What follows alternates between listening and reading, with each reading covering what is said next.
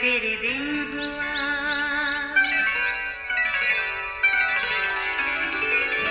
नया फिर दिन हुआ, पुरानी रात का करे सो शुक्र हम खुदा की जात का, खुदा की जात का नया फिर दिन हुआ। आज की आयत। मुबारक है वो जिसकी खता बख्शी गई और जिसका गुनाह ढांका गया। ज़बूर 32 पहली आयत। अजीज़ों, हमारी ज़िंदगी क्या है? ये एक ऐसा सवाल है जिसके बारे में हतमी कुछ नहीं कहा जा सकता। कलाम मुक़द्दस बाइबल हमारी ज़िंदगी के बारे में यूँ कहती है कि ये बुखारात किसी है, अभी नज़र आए अभी ओझल हो जाए। फिर ये कि ज़िंदगी सरसब्ज़ घास की मानद है, आज है कल तक सूख जाती है, फिर किसी काम की नहीं, फ़कत तंदूर में झोंकी जाती है। बस यूँ समझ लें, चलते रहने का नाम ही ज़िंदगी है। ऐसा सफ़र जिसको मुहर्रक रखने के लिए किसी तहरीक की ज़रूरत है, यानी ज़िंदगी को चलाने के लिए कोई जवाज़ चाहिए। याद रहे, ऐसे हज़ारों जज्बात हैं जो हमारी ज़िंदगी को आगे चलाते हैं। मसलन शायद कोई नाखुशगवार वाक़या, कोई खौफ या आगे कुछ और पाने की तमन्ना। बहरहाल ज़िंदगी जो खुदा की बड़ी नेमत है, जैसी भी हो रवां दवां रहनी चाहिए। इसके लिए सोच का बड़ा दखल है। बाज़ लोग मुस्बत सोच की बदौलत नए तजर्बात करते हुए आगे बढ़ते हैं, मगर कुछ लोग अपनी मनफी सोच से सारी ज़िंदगी पछतावे और नदामत में पड़े रहते हैं, जो ज़िंदगी के अजाब से कम नहीं। इस कैफियत की बड़ी वजह यह है कि वो अपने माजी को अपने हाल पर हावी कर लेते हैं। मगर अजीज़ों, जबकि ज़िंदगी देने वाले खालिक खुदा की हमारे वास्ते कतन ये मर्जी नहीं होती। वो हमसे हमेशा अच्छे की उम्मीद करता है, इस बारे में वो हमारी रहनुमाई भी करता है, मगर हम अनजाने में हर शय से खुद को ही सजा देते हैं, जो सरासर खुदा की दी हुई अनमोल नेमत की नाशुक्री है। याद रहे, काइन जब अपनी कुर्बानी कबूल न होने पर गज़बनाक हुआ, खुदा ने उसे गुनाह करने से खबरदार भी किया, मगर फिर भी वो बाज ना आया। अफसोस कि ना तो उसने गुनाह को माना और ना ही इसका इकरार करके माफ़ी का तलबगार हुआ। सो खुदा ने उसे सज़ा दी और उसे अपनी हजूरी से बेदखल कर दिया और कहा, ज़मीन पर तू खाना ख़राब और आवारा होगा।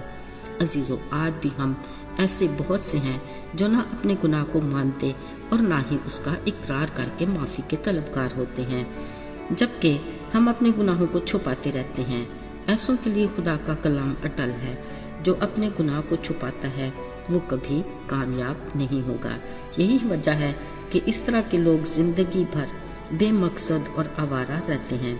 अजीज़ों, बिलाशुबा हमारे माजी का हमारी ज़िंदगी पर असर तो बहुत है, मगर हमें माजी के ग़ुलाम होकर नहीं रहना, क्योंकि हमारा माजी हमारे लिए खुदा के मकसद को महदूद नहीं कर सकता।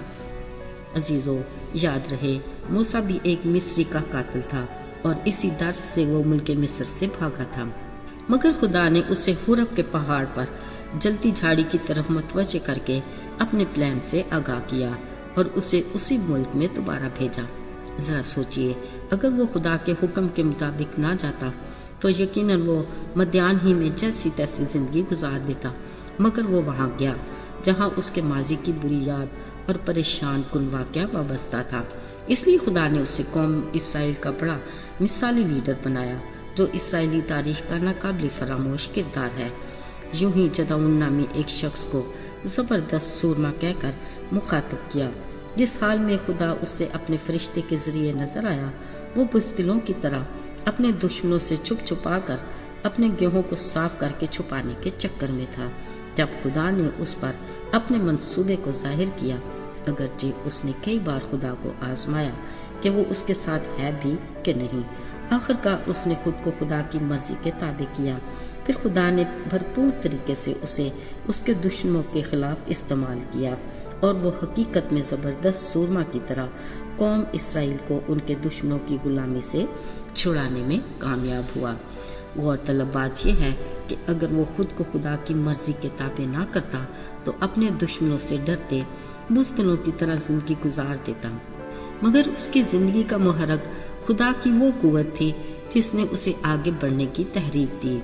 अजीज़ों, अगर आज हम अपने माजी में पलट कर देखें तो हम भी गुनाह की दलदल में पड़े मायूसी और बेयकीनी की ज़िंदगी गुजार रहे थे, मगर उसने अपने बेइंतहा प्यार की बदौलत अपने इकलौते बेटे यीशु की जान का कुफारा देकर हमें गुनाह की दलदल और मायूसी के अंधेरे से निकाला और रोशनी में लाकर हमारे कदमों को मजबूत चट्टान पर उस्तवार किया। उसने हमें नई जिंदगी दी क्योंकि वो अपने लोगों को एक ताज़ा और नया आगाज़ देना चाहता है। याद रहे, अगर हम भी मुकम्मल तौर पर अपनी ज़िंदगी को उसकी मर्ज़ी के ताबे करें तो वो हम में हैरत अंगेज़ काम करके हमें अपने नाम का जिंदा गवाह बना सकता है। बाइबल मुकद्दस में तहरीर है, मुबारक है वो जिसकी खता बख्शी गई और जिसका गुनाह ढांका गया। यूं खुदा उसका सारा हिसाब चुका करके उसे नई जिंदगी अता करता है, क्योंकि वो ऐसा करने की कुदरत और इख्तियार रखता है। आइए दुआ करें। आए हमारे मेहरबान बाप, आज हम नए सिरे से अपने गुनाहों का इकरार करते हैं।